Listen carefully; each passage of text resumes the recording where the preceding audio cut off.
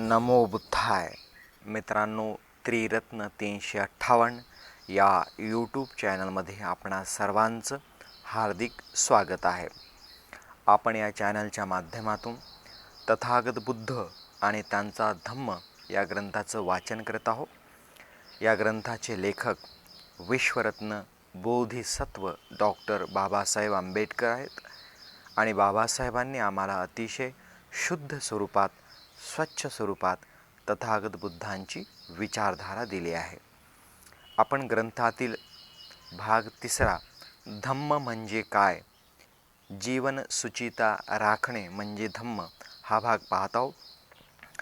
मराठी ग्रंथानुसार जीवन सुचिता राखणे म्हणजे धम्म यातील ग हा भाग आपण पाहत आहोत आणि यामध्ये ज्या 4 प्रकारच्या साधना स्मृती प्रस्थान सती पठ्ठान ज्या सांगितल्या आहेत ते आपण पाहत आहोत. त्यामध्ये कायानुपश्यना हा आजचा विषय आहे. कायानुपश्यना मित्रांनो, ग्रंथामध्ये हा जो भाग आलेला आहे हा भाग त्रिपिटकामधील जे सुत्त पिटक आहे त्यामध्ये महासतीपठ्ठान सुत्त या सूत्रामधला हा भाग आहे. या भागाला महासतीपठ्ठान सूत्राचा संदर्भ आहे आणि हा भाग समजणे फार गरजेचा आहे. म्हणून हा भाग मी 3 ते 4 टॉपिक्समध्ये 3 ते 4 भागांमध्ये समजावून सांगणार आहे. याचं कारण असं की बुद्धाचा जो मूळ उद्देश होता तो म्हणजे मनुष्य प्राण्याचे दुःख दूर करणे, नष्ट करणे आणि दुःख नष्ट करण्यासाठी हा जो भाग आहे या भागामध्ये त्या साधनेचा अभ्यास, त्या साधनेचा ज्ञान देण्यात आलेला आहे. म्हणून हा भाग आपण थोडा जास्त स्पष्टीकरण या भागावर घेत आहोत. तर कायानुपश्यना, कायानुपश्यना आपण कालच्या भागामध्ये पण पाहिलं की पश्यना म्हणजे पाहणे. तर पाहणे याचा अर्थ असा आहे की अनुभवणे आणि स्वतः अनुभवणे. काया म्हणजे शरीर. हे जे शरीर आहे ह्या शरीराचा वास्तविक अनुभव घेऊन स्वतःचे विकार, स्वतःचे दुर्गुण, स्वतःचे दुःख दूर करणे म्हणजेच कायानुपश्यना आहे. मित्रांनो, हे जी विपश्यना हा शब्द जो वारंवार येत आहे याचं स्पष्टीकरण मी कालच्या व्हिडिओमध्ये दिलेलं आहे की विपश्यना म्हणजे काय. म्हणून जर काही शंका असतील तर तो व्हिडिओ तुम्ही पाहू शकता. केवळ एखाद्या विशिष्ट व्यक्तीने ती साधना शिकवली किंवा या देशामध्ये आणली म्हणून त्याचा जाती आणि धर्माचा विचार न करता त्याचं वास्तविक स्वरूप काय आहे, त्याचं वैज्ञानिक स्वरूप काय आहे, काय त्यापासून आम्हाला निश्चित सुखप्राप्ती होऊ शकते, आमचे दुःख दूर होऊ शकतात, विकार दूर होऊ शकतात, याचा विचार करून आपल्याला त्याचा अभ्यास करायचा आहे. आणि त्याकरिता आता आम्हाला बुद्ध आणि त्यांचा धम्म ग्रंथ यामध्ये हा आलेला पॅरेग्राफ आम्हाला स्पष्ट निर्देश देतो आहे की त्या प्रकारची साधना आपल्याला करायची आहे. तर कायानुपश्यना, कायेला पाहणे, कायेला अनुभवणे. मग ही जी काया आहे हे काय आहे आणि या कायेचं वास्तविक स्वरूप काय आहे हे आपल्याला पाहावं लागेल, कारण तो सर्व प्रॅक्टिकलचा भाग आहे, अनुभवाचा भाग आहे. मग मी मुद्दाम म्हणून काही लोकांचं म्हणणं असं आहे की बाबासाहेबांनी जो मूळ ग्रंथ लिहिला तो इंग्रजी भाषेमध्ये होता आणि त्यामध्ये त्याचा तसा अर्थ नाही आहे. म्हणून मी मुद्दाम म्हणून आज तुमच्यासमोर त्याच भागातील इंग्रजीचं जे लिखाण आहे बाबासाहेबांचं ते वाचणार आहे आणि त्याचं स्पष्टीकरण देणार आहे. तर पाहूया त्यामध्ये बाबासाहेबांनी इंग्रजीमध्ये काय लिखाण करून ठेवलं आहे. बाबासाहेब म्हणतात की here a monk abides contemplating the body as body. एखादा भिक्षू, अबाइड्स म्हणजे स्वीकार करणे आणि त्याप्रमाणे पालन करणे. कॉन्टेम्प्लेटिंग म्हणजे गहन चिंतन म्हणून.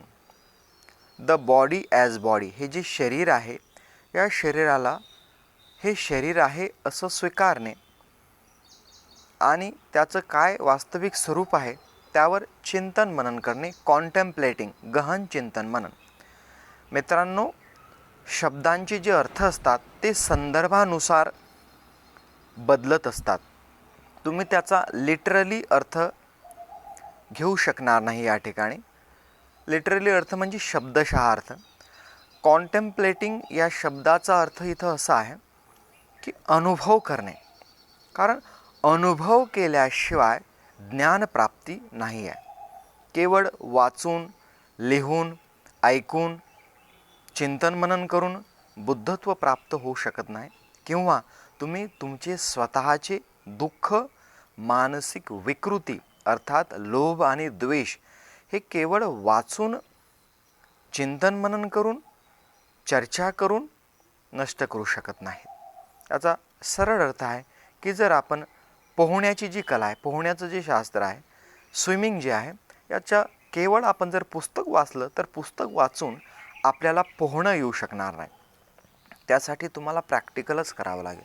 तुम्ही भलेही पोहण्याबद्दल कितीही पुस्तकं वाचले असतील पण त्याचा उपयोग तुम्हाला पोहणं शिकण्यासाठी किंवा ती पोहणं तुम्हाला त्या वाचनामधून येणार नाही. तर इथं बाबासाहेब जे म्हणतात की abides contemplating the body as body. हे शरीर आहे, ही काया आहे, या कायेला ही जसं आहे, बॉडी ॲज बॉडी, ही काया जशी आहे तशी स्वीकारणे. मित्रांनो, जशी आहे तशी म्हणजे काय? या शरीराचं, या कायेचं वास्तविक स्वरूप काय आहे आणि काय हे पाहिल्यानंतर आमची दुःख दूर होणार आहेत.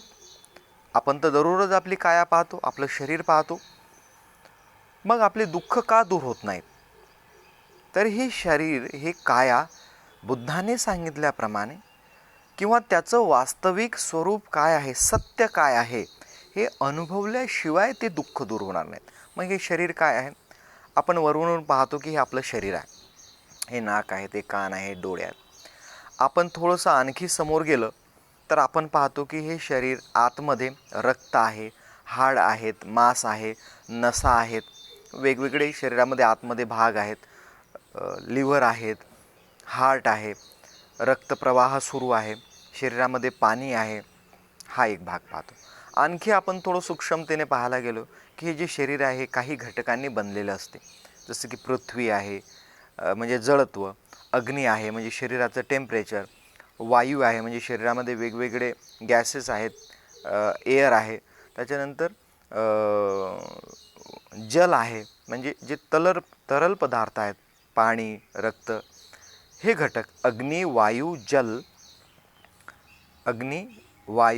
जल आणि हवा.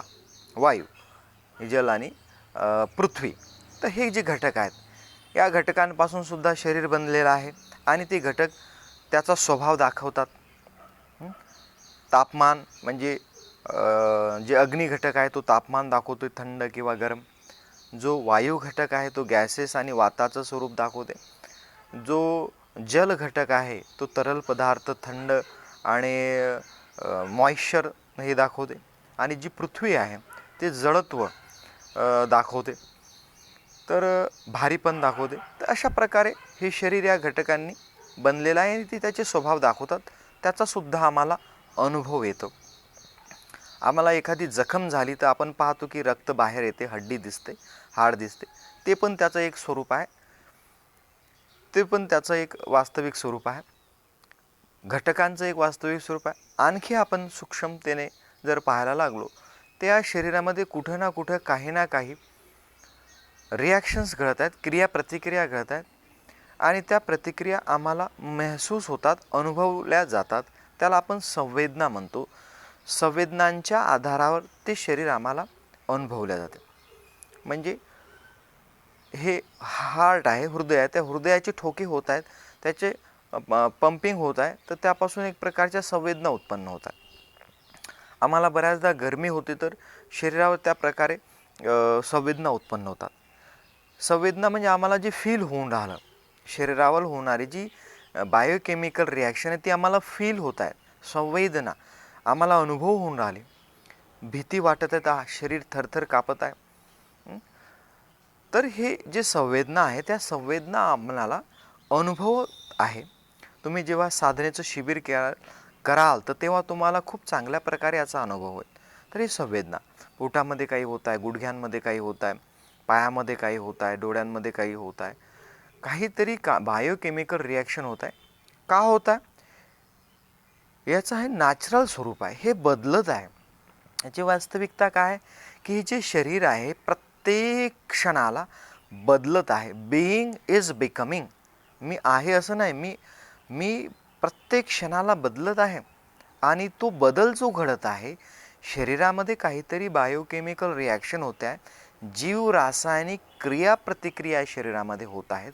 आणि त्या क्रियाप्रतिक्रिया तुम्हाला अनुभव, संवेदनांच्या आधारावर तुम्हाला अनुभव होत आहे आणि त्याचा अनुभव तुम्ही घेत आहात. ही कायानुपश्यना आहे. ही बॉडी आहे. ही बॉडी केवळ दिसते तशी नाही आहे. दिसते ते एक स्वरूप आहे, एक त्या शरीराची काय वास्तविकता ते आहे, ही घटक आहेत. त्यानंतर अनुभव होणार आहे ते एक घटक आहे. मग मित्रांनो, ही जी साधना जी आहे, पुढे बाबासाहेब म्हणतात की the body as body strenuous mindful and self possessed having overcome both the hankering and discontent common in the world.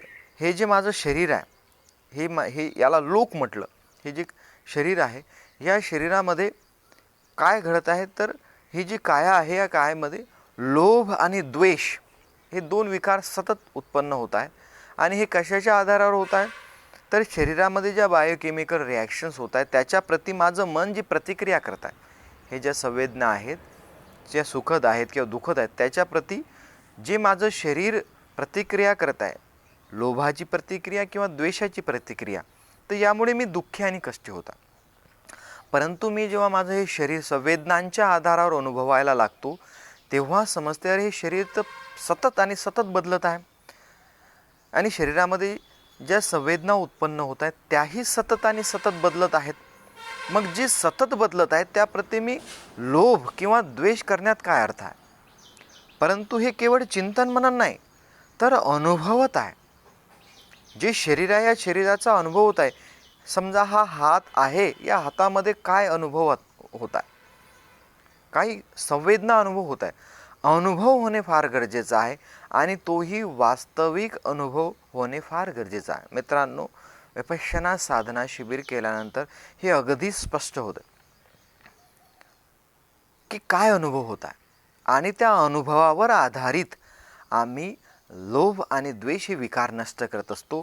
या कायेच्या अनुभवामुळे, या कायेच्या अनुपश्यनेमुळे आम्ही आमचे दुःख दूर करत असतो. दुःख दूर करण्यासाठीच धम्म आहे, दुःख दूर करण्यासाठीच बुद्धाचा मार्ग आहे.